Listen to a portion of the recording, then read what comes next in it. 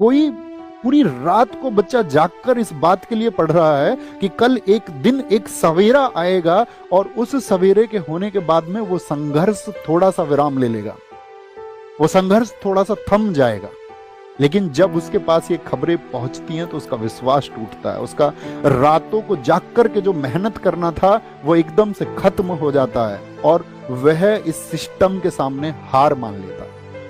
मेरा दोस्त, ये हार मानने का वक्त नहीं है। खुद से वादा करना कि अब क्रांति होगी और अब आंदोलन होगा और इस देश के हर घर से आवाज उठेगी और इस बात के लिए आवाज उठेगी कि हमारे साथ अब इनजस्टिस और नहीं हो सकता, हमारे साथ अब अन्याय और नहीं हो सकता है। और बस मैं तुमसे इतनी बात कह सकता हूं कि तुम डरना मत, झुकना मत। और क्योंकि अगर हम डर गए ना दोस्त, और अगर हम झुक गए तो इस देश की जो टेढ़ी रीढ़ जिस किसी ने भी की है उसे हम कभी सीधी नहीं कर पाएंगे।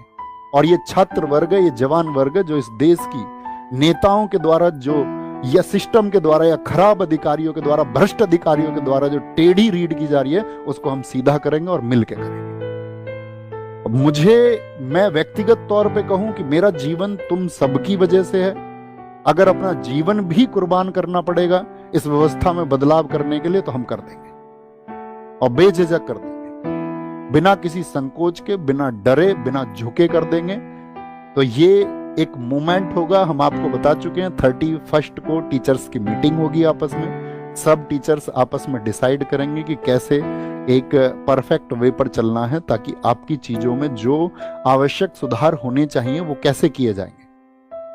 और अगर उन सब चीजों को कंसीडर नहीं किया जाता है तो ये सिर्फ एक प्रोटेस्ट नहीं, ये भविष्य बचाने का आंदोलन होगा, इस प्रशासन को जगाने का आंदोलन होगा और उस हर एक युवा आवाज को संगठित होना होगा जो इस खराब सिस्टम के खिलाफ में लड़ना चाहती है।